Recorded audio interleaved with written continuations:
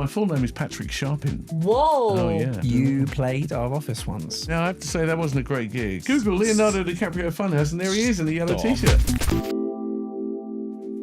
Remember Me is a show about the sudden rise to fame. Each week, we talk to the people who burst onto our screens. We talk about the highs, the lows, and what happens when the attention fades. From tabloid chaos To early internet madness. I'm Maisie Adam. I'm Scott Bryan. And this is Remember Me.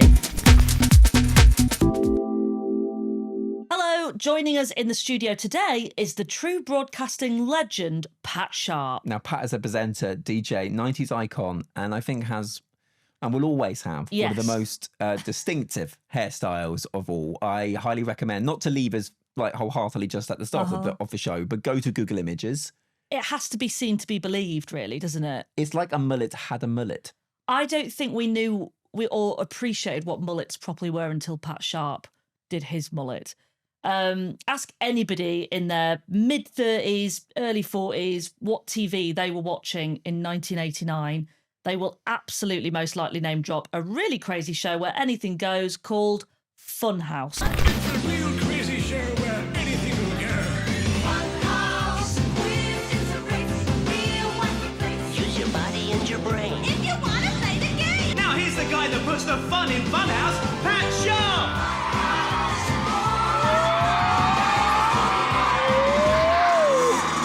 It was bonkers, wasn't it, Scott? It was bonkers. There was go-karts, there was gunge, there were people trying to get their way through a house. There were possibly a lot of physical injuries. I don't even think we're going to ask him about that generally.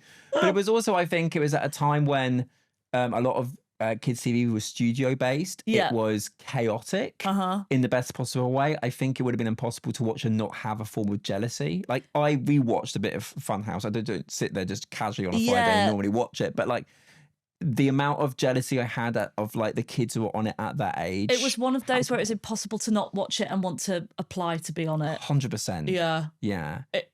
And I think it walked so that TFI Friday could run, and basically even like I'm in my early 30s, so Funhouse was just a bit before my time, but I grew up with sort of, Dick and Dom in the Bungalow. Also mad. Like all of these mad, formatted, kind of chaotic, exclusive to a house or a pretend world that just existed in that space was all because of Pat Sharp's Funhouse. And I think it was also the fact that, like, when you were growing up, you had to take your shoes off by the door. Yeah. You weren't allowed to eat your food in the living room. That is so true. You had to have it at the table. Yeah. Like, having it in our house, having like food on a tray in front of the TV was a big no. Yeah, exactly. Yeah. And then I feel like Funhouse, if I'm going for the academic route, Yeah. was like this portal into what you wish life could be Your a bit more dream like. home life. Exactly. Yeah. So Pat burst onto our screen in 1989 with Funhouse.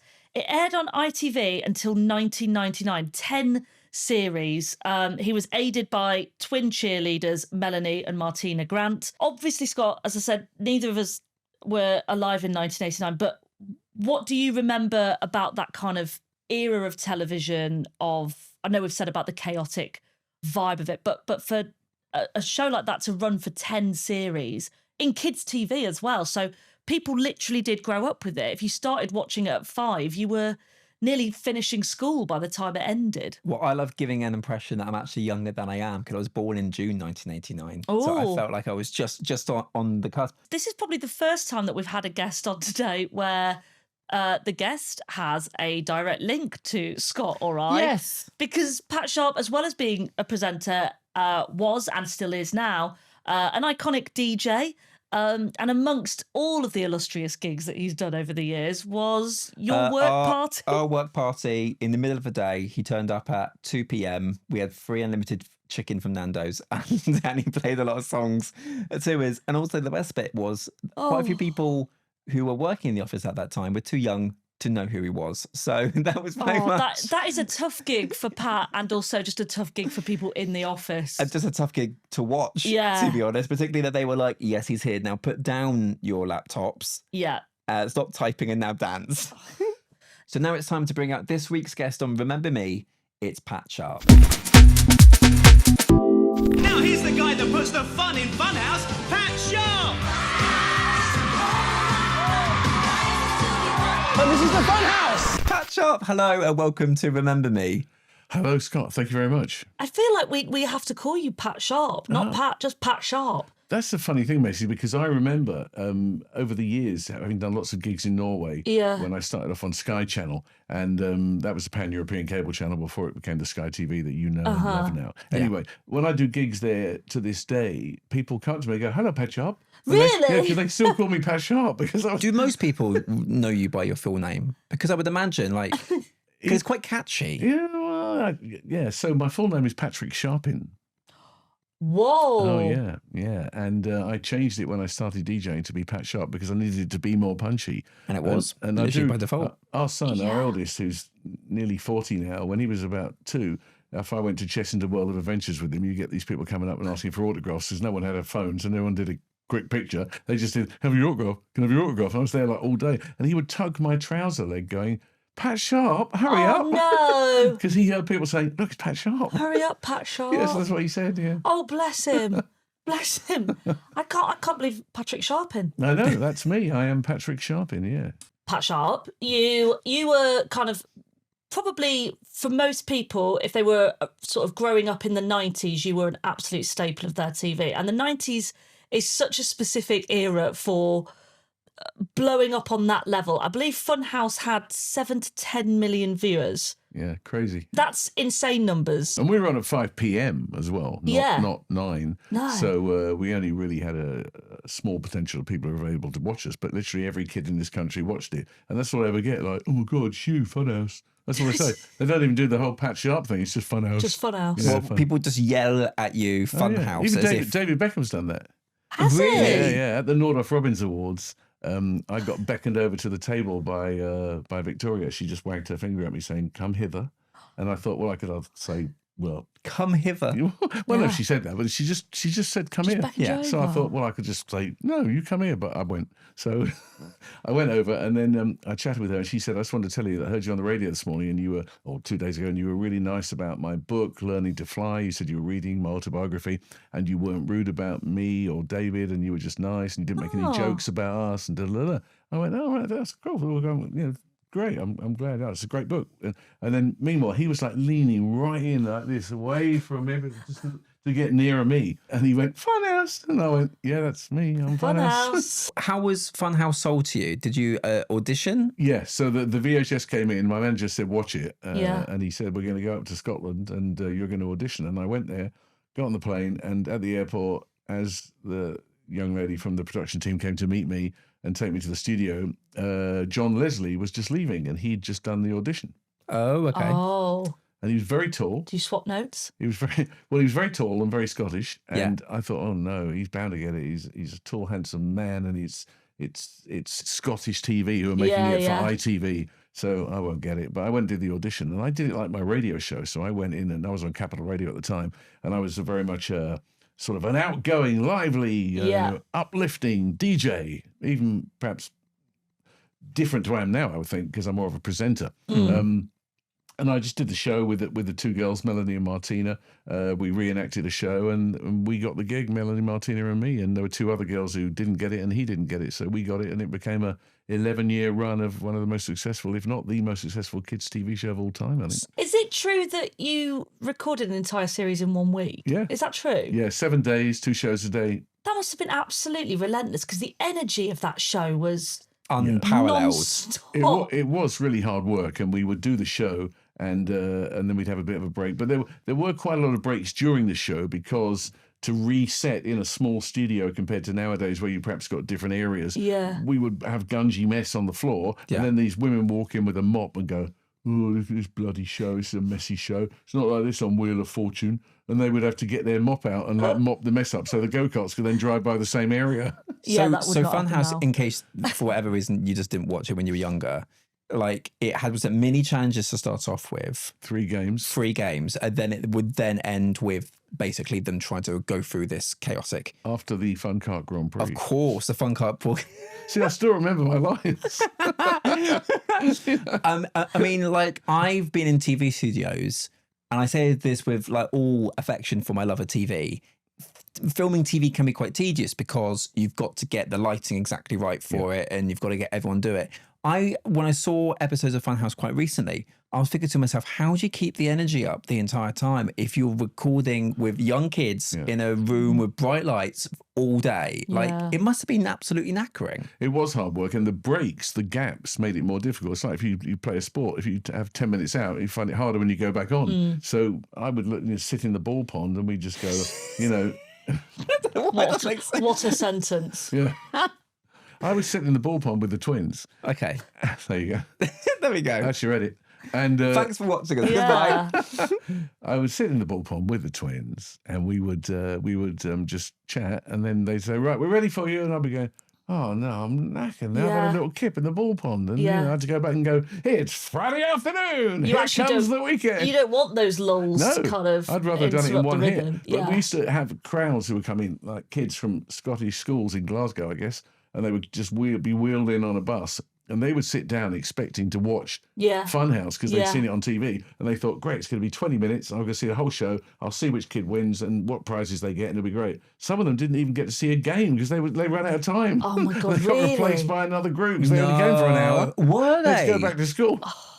So you get to still boast on the kind of playground. I've been and seen Funhouse, Yeah. and then you just don't get to elaborate that you literally saw nothing. You saw them set up Funhouse. Yeah, literally. The biggest boast is I was on Funhouse, and then I catch them out and I go, "No, you weren't." They go, "What team are you in?" The Greens. I go, "We don't have green. It's red and yellow." They went, "Oh." I said, "You should research that better, shouldn't you?" Do people fib? All the time. Do they? All the time. What a weird thing to go up to Pat Sharp and claim that you were on his show and think that he won't. Well, I'm not catch you going to out. remember them because they were probably 12. I'm going to go like, still. you grew up.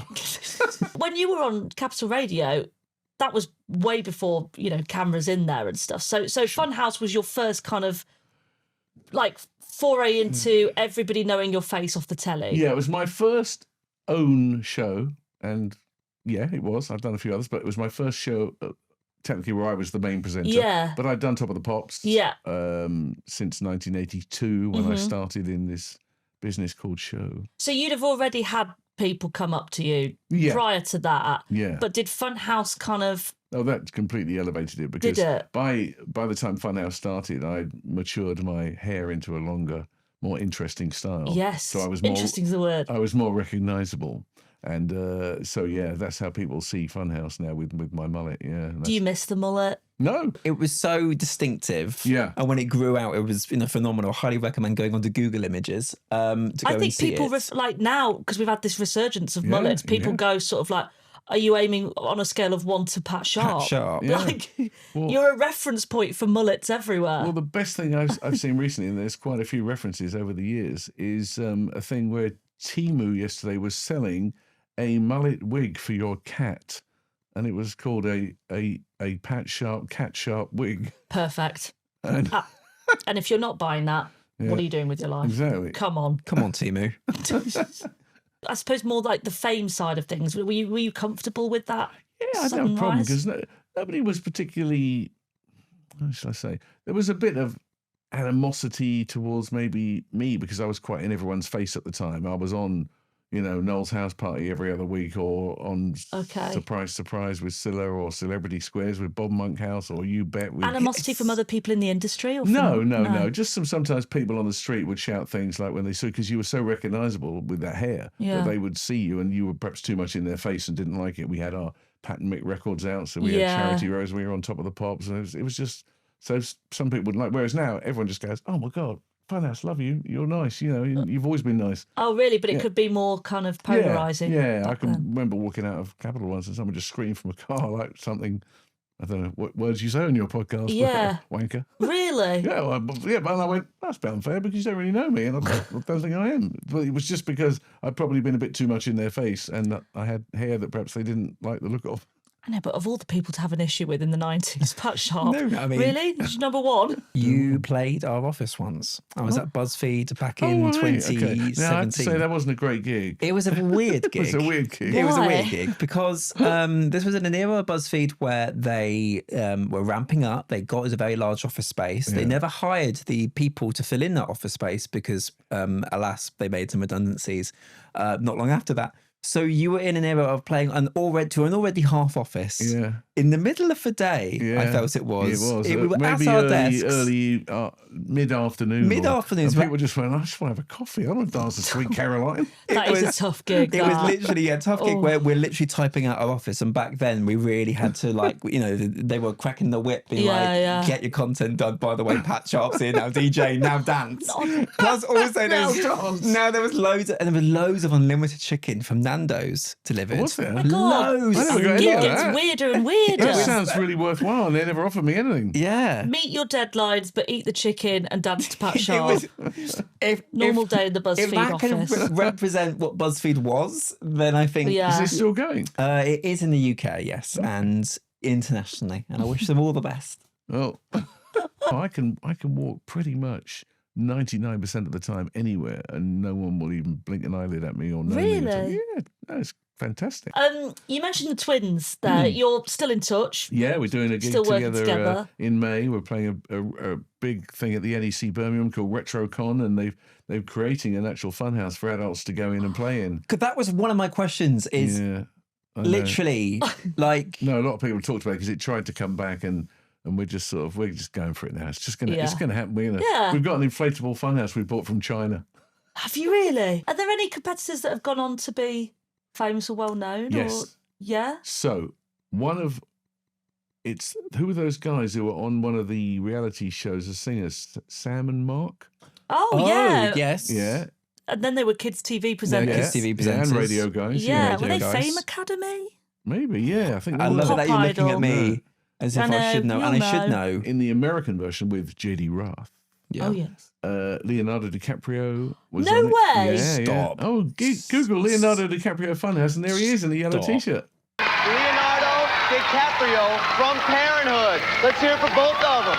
Leonardo, how you doing? Pretty good. Favorite superhero? Probably Submariner. All right, guys, take off. You ready for your first stunt? Girls, how you doing? I love that. Yeah. And look at him now at the Oscars. And they're being beaten. Yeah. But they only did 2 series in America, whereas we did like 11. So it only, Which is mad because it's such a like I think it's so chaotic and sort of colourful. It seems Yeah. like America would be all over that. oh yeah, you would think so. It just didn't rate so well, whereas it really rated well here. It was right Yeah. from the word go. Everybody loved it, and it was just. People do say the kindest thing to me. They say, I'll be doing a gig, and this guy will come out and go, "You Pat?" And I'll go, "Yeah." And I'll look up, he's about 6'10" wide and 12'9" tall. And I'll go, "Yeah." And he go, "Just want to tell you one thing." And I'm thinking, "God, I don't know you." Yeah. And he goes, "You made my childhood." And that's like such a cool thing. And I get that a lot. It's Yeah. an amazing accolade to get from people. And it's just so nice to hear. And I get it. You wouldn't get that if you were Graham Norton because Yeah. he didn't do kids' TV. But he's making people's lives brilliant now and so on and so forth. But, doing kids' TV, people do have a nice affinity with you from a time when they didn't have a mortgage or a relationship Yeah. or rent or anything. They just had a school bag, threw it down. It was Friday afternoon, didn't have to do their homework because they could do it on Sunday. And they got a bag of crisps from their mum and whatever. And they just watched this show. And there was a couple of twins shaking their pom-poms and everyone was a winner, weren't they? Do the twins also look back so fondly on those years? They do, and they're so sweet. I mean, when they arrived and did that show, they were 16 years of age. They came with a chaperone, and they were just delightful. And to this day, we remain great friends, and Yeah. our families and our kids and my grandkids, and it's just That's so lovely, and to hear you kind of reflect on that time of being a staple of people's formative years. How did you feel when it ended?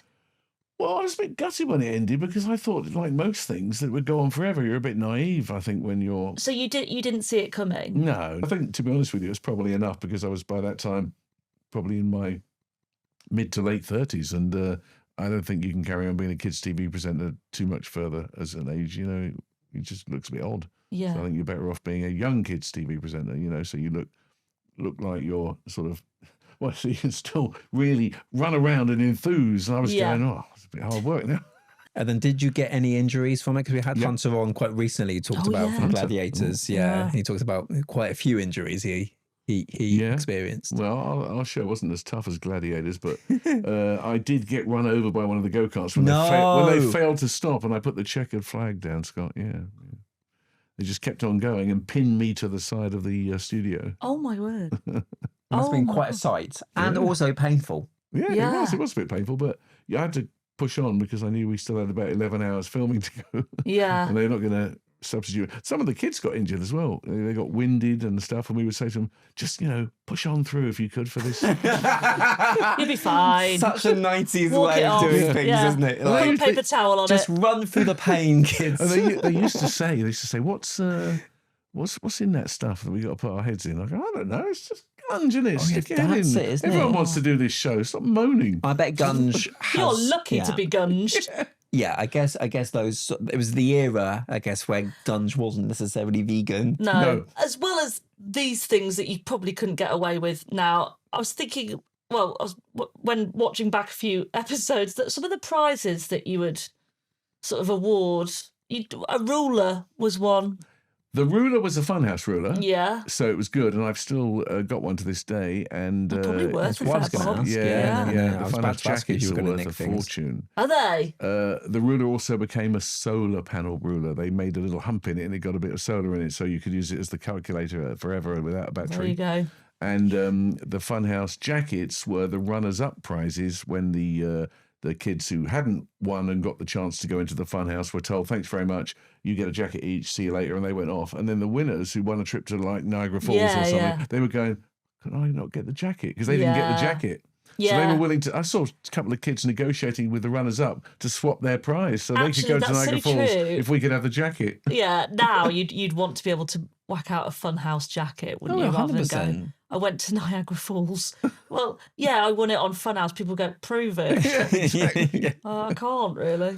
Was there like a little bit of competitiveness between you and other shows like sort of Get Your Own Yes, Back and yeah. things like Dave that? Benson of- Phillips. Yeah, so Yeah. Dave's a great Another friend. man of mine. with Gunge. Yeah, Dave's a great friend of mine. We've done Let's Rock together as the host for Yes, the last yeah. 12, 13 years. So I used to see Dave every Saturday for 3 months in the summer and do gigs together. And it was good. And he would always laugh because, in a way, Get Your Own Back and all the other alternatives never rated like Funhouse. They just weren't as Really? successful. Yeah.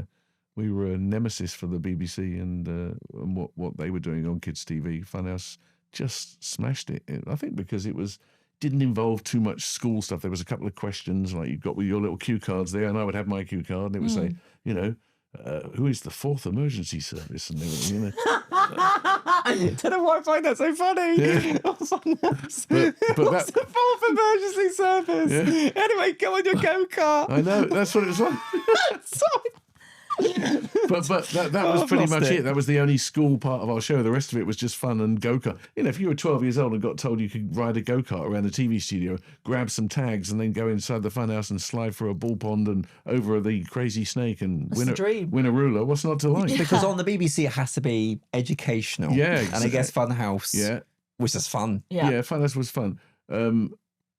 It was fun from a point of view for the kids to do it, but I do think some of the kids, when they did do it, weren't quite thought to themselves, this isn't all it was cracked up to be, because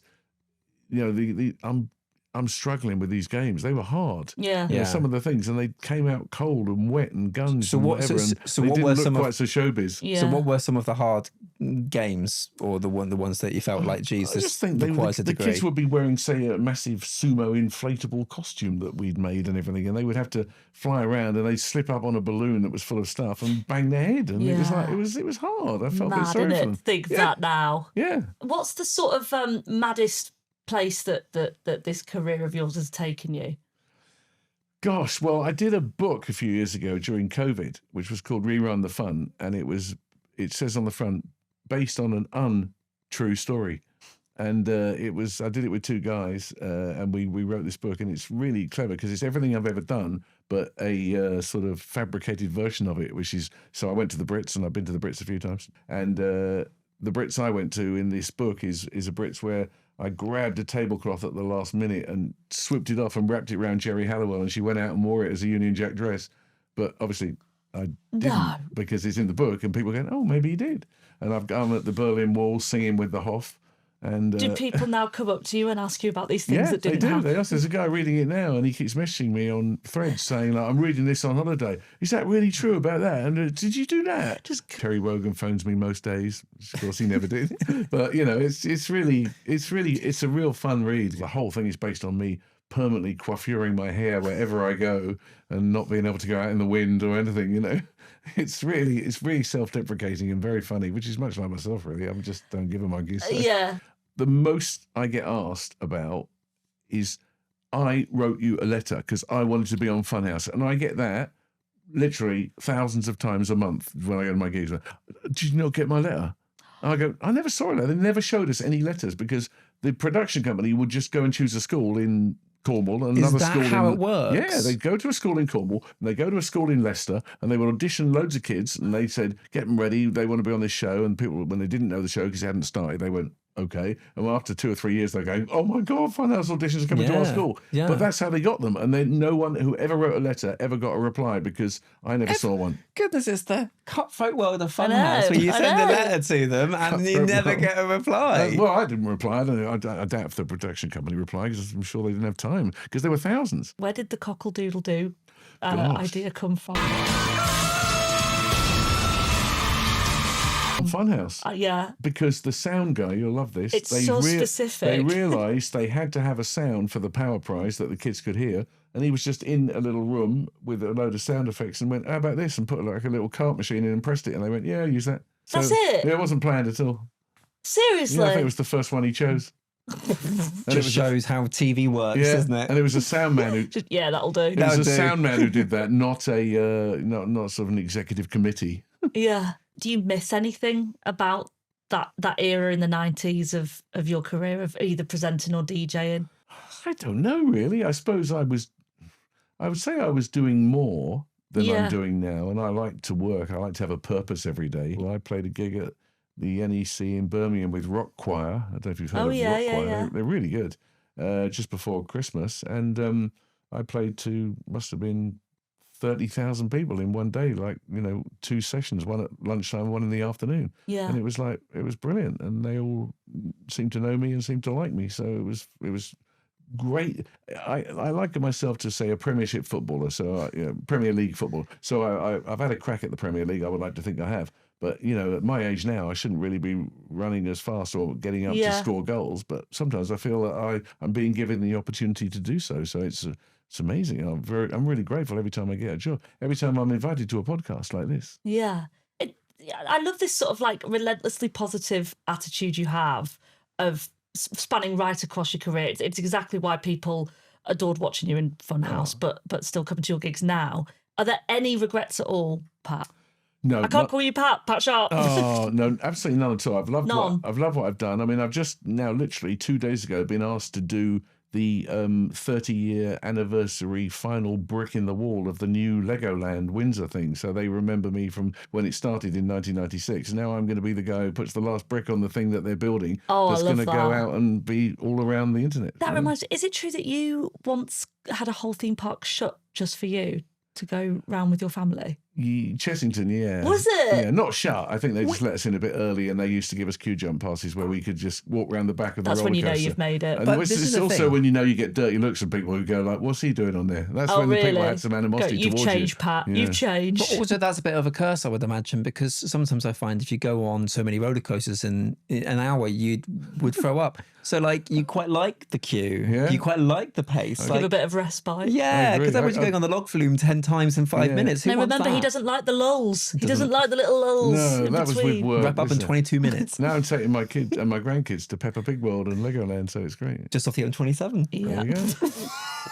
On that note, on Yeah. Peppa Pig World, On on the that M27. bombshell. On that bombshell. Oh! Pat Sharp, thank you so much. Patrick Sharpin. Thank you, Maisie. Thank you Thank so you much. so much, Thank you, Patrick. Sharp. It's such a Thank you. pleasure. Thank you for having me. Like and subscribe to us on YouTube or at Instagram at Remember Me or on our TikTok page at Remember Me MDS. And you can also follow and watch us on YouTube or wherever you get your podcasts. Danny, what does MDS mean? Mic Drop Studios, like and subscribe. Sorry, yes, Mic Drop Studios. Like and subscribe, says producer Danny. You can email us at micdropstudios.com. And you can also visit us at micdropstudios.com/rememberme. Don't forget to leave your comments below about today's episode. We do read every single one. Until next week, goodbye. Bye.